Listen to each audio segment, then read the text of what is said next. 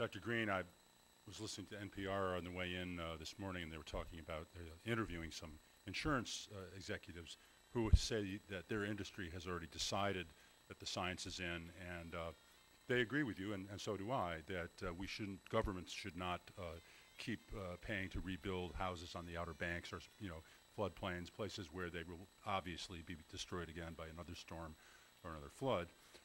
But what they have done, in fact, many insurance companies, is withdraw completely from the market in South Florida and the Bahamas and places that they've taken a beating.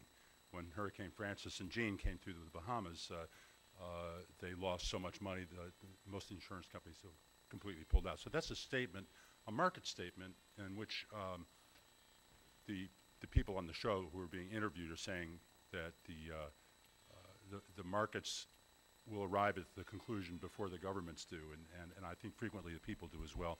I just want to address a couple of things that were said by the gentlelady from Tennessee, who's, I'm sorry, he's not here any longer, and others. The idea that some of us on this committee, or some of those who feel that we need to take action to prevent the worst case scenario of climate change, want to forego 20 years of growth, of economic growth. That's just not true. None of us said that. Those are motives. That's something being stated for us or imputed to to my. First of all, I don't think that's the choice. It's a false choice. I'll tell you a couple of quick stories in the little bit of time before we have to vote. I think those are votes on the floor looming. One of my caseworkers who handles veterans issues in the district in the Hudson Valley asked me to come over in October to her house to see her husband's low-head hydro project. He had come to a workshop that we held with some people who would deal with low-head hydro, and the DOE's website, in fact, has 4,000 small dams and waterfalls listed in New York State alone that are unused, many of them powered mills of the previous century, and the water is going, tons of water a second going over and being wasted, and these are not dams that can be removed because downstream has been developed. There are houses and restaurants and marinas and other things downstream. So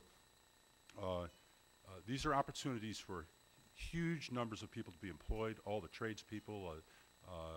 It would be mechanics and sheet metal workers and electrical workers and engineers, lawyers to deal with the liability issues when you have an orphan dam and so on. But Idaho National Laboratory of our DOE, not a lefty environmental group by any means, estimates greater than 1,200 megawatts in New York just by harvesting the water that's already falling over existing infrastructure, some of which needs to be upgraded. Now, my staffer's husband, when I went up to their house, has, they don't have a waterfall, but they have a little stream about this wide that runs down their property and maybe about 70-foot drop from the top of their property to the lower part, and he decided after going to our workshop that he was going to try something, and he dug a trench, created a little pool up at the top with some boulders to get a little depth of water in the stream, put a grate with a screen on it to keep debris from clogging it, and a 6-inch plastic pipe buried under the ground down to about 70 feet less elevation, and ran it into what looks like a doghouse, but you open up, there's a big blue motor there, upside down. He's running it backwards. He put the blades on it and split one pipe into 4 pipes to blow water at the 4 blades as they turn around, and the motor is acting as a generator running backwards, and he's using a quarter of the power to power their entire house. He could power 3 other houses. They're selling power back into the grid from a project that he did because his eyes lit up when he got the information that this was possible and that other people were doing it. As for the other 4,000 in New York and many more thousands in New England, these are one of the untapped, unused regional resources. The Midwest doesn't have the geography, the topography to have these kinds of waterfalls or dams or stream flows, but they have other things. And I think we really do need to diversify and use all these things. And my experience and the studies that I have seen show that that these jobs are real that in fact the more decentralized our power is, the more people are hired.